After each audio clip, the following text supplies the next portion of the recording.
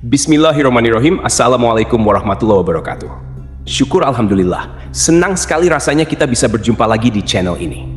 Allahumma sholli ala Sayyidina Muhammad wa ala ali Sayyidina Muhammad. Hai sahabat beriman yang dirahmati Allah, doa adalah untaian kata yang terangkai indah, penuh makna, terangkat tinggi dan mulia karena keutamaannya. Terangkai harapan yang besar di dalamnya, menjadi teman tak kalah sendiri, menjadi pelipur lara tak kalah berduka, dan menjadi perisai di saat musuh mengintai. Dalam Quran Surah Al-Anbiya ayat 90, Allah Subhanahu wa Ta'ala berfirman, "Maka kami memperkenankan doanya dan kami anugerahkan kepadanya Yahya, dan kami jadikan istrinya dapat mengandung. Sesungguhnya mereka adalah orang-orang yang selalu bersegera dalam mengerjakan perbuatan-perbuatan yang baik, dan mereka berdoa kepada kami dengan harap dan cemas. Dan mereka adalah orang-orang yang khusyuk kepada kami." Ayat tersebut mengingatkan kita tentang kisah Nabi Ayub alaihissalam. Nabi Ayub adalah nabi dari Bani Israel yang paling terkenal kesabarannya. Bahkan bisa dikatakan beliau adalah orang yang paling sabar di masanya. Sehingga beliau dijadikan simbol kesabaran, di mana orang sering berkata, sabarlah seperti kesabaran Nabi Ayub. Selain itu, Nabi Ayub adalah seorang nabi yang terkenal kaya raya, dengan harta melimpah dan jumlah ternak yang luar biasa banyaknya.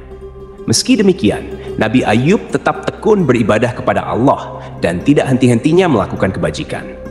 Para malaikat di langit terkagum-kagum dan membicarakan tentang ketaatan Nabi Ayub serta keikhlasannya dalam beribadah kepada Allah.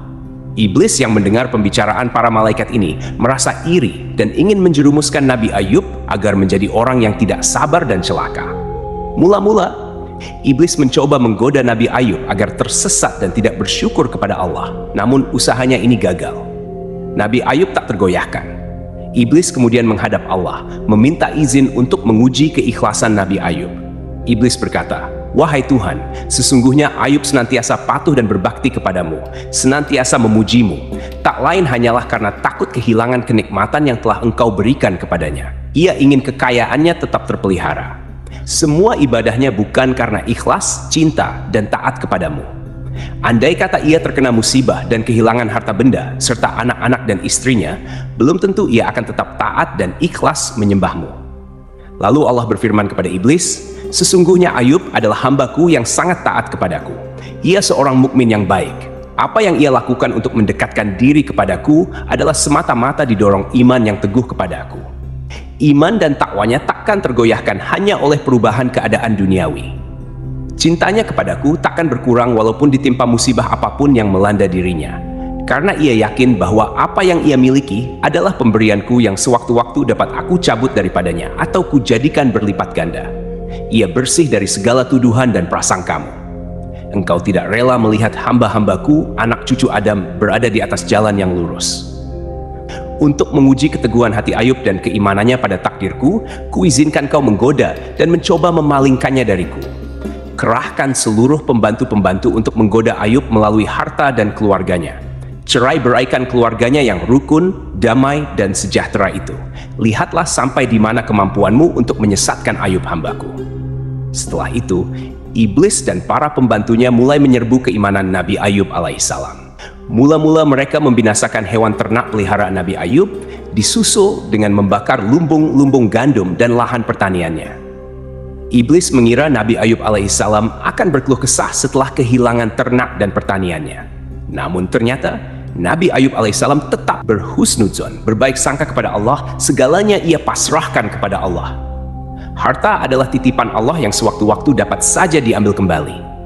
Ia merasa gagal. Iblis mendatangi putra-putri Nabi Ayub alaihissalam yang sedang berada di sebuah gedung yang besar dan megah.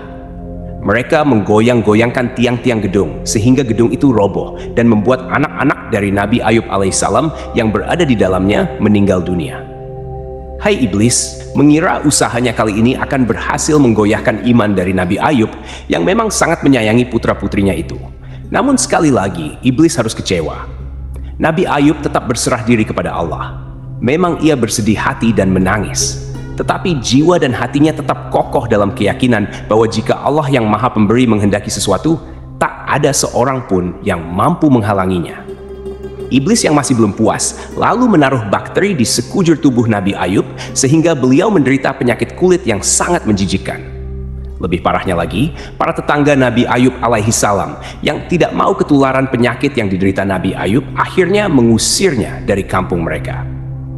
Pergilah Nabi Ayub bersama istrinya Rahmah ke sebuah tempat yang sepi dari manusia. Waktu 7 tahun dalam penderitaan terus-menerus memang merupakan ujian terberat bagi Nabi Ayub dan Rahmah, istrinya. Namun Nabi Ayub tetap bersabar dan terus berzikir menyebut asma Allah. Lalu istri Nabi Ayub berkata, "Hai Ayub, seandainya engkau berdoa kepada Tuhanmu, niscaya Dia akan membebaskanmu." Namun Nabi Ayub alaihissalam malah menjawab, "Aku telah hidup selama 70 tahun dalam keadaan sehat dan Allah baru mengujiku dalam keadaan sakit selama 7 tahun. Ketahuilah, itu amat sedikit dibandingkan masa 70 tahun. Akhirnya, apa yang terjadi? Iblis pun menyerah dan mengakui bahwa Nabi Ayub adalah Nabi Allah dengan tingkat kesabaran yang amat sangat tinggi. Sakit Nabi Ayub membuat tidak ada lagi anggota badannya yang utuh, kecuali jantung, hati, dan lidahnya.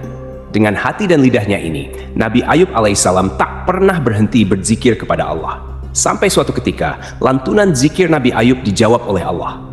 Lalu Allah berfirman, "Hantamkanlah kakimu ke tanah. Dari situ akan memancar air yang dengannya kau akan sembuh dari penyakitmu. Kesehatanmu akan pulih jika kau mempergunakannya untuk minum dan mandi." Sahabat beriman, zikir masyhur apa yang dibaca Nabi Ayub adalah, "Ya Allah, sesungguhnya aku telah ditimpa penyakit dan Engkau adalah Tuhan yang maha penyayang di antara semua penyayang." Keutamaan membaca zikir ini adalah sebagai berikut. 1. Pengakuan kita atas kemurahan Allah. 2. Pengakuan atas Allah dengan sifatnya yang maha belas kasih kepada hamba-hambanya yang mau berdoa. 3. Permintaan untuk segera diangkat segala macam penyakit dalam tubuh kita. 4. Permohonan untuk diberikan kesehatan. Lalu kapan waktunya boleh dikerjakan? Setelah selesai syalat agar selalu dijauhkan dari segala penyakit, atau jika kita dalam kondisi sedang sakit untuk keluarga, kerabat, teman dekat, sepupu, dan lain sebagainya. Asal kita niat kepada Allah untuk diberikan kepada siapapun yang saudara inginkan. Meskipun dari segi medis sulit untuk disembuhkan, insya Allah dengan zikir ini Allah akan memberikan kemudahan dan segera mengangkat penyakit dari tubuh kita. Yang terpenting adalah lantunkan zikir ini dengan penuh keyakinan dan penuh pengharapan kepada Allah. Lalu imbangi dengan berikhtiar. Karena Allah sudah berjanji dalam Quran Surah Al-Anbiya ayat 84, maka kami pun memperkenankan seruannya itu. Lalu kami lenyapkan penyakit yang ada padanya, dan kami kembalikan keluarganya kepadanya, dan kami dipakai gandakan bilangan mereka sebagai suatu rahmat dari sisi kami, dan untuk menjadi peringatan bagi semua yang menyembah Allah. Yang menarik adalah di akhir ayat dijelaskan, dan untuk menjadi peringatan bagi semua yang menyembah Allah. Artinya adalah siapa yang mengamalkan zikir ini dengan penuh pengharapan kepada Allah, maka akan disembuhkan penyakitnya. Dan janji Allah adalah suatu kebenaran. Semoga video ini bermanfaat untuk kita semua. Assalamualaikum warahmatullahi wabarakatuh.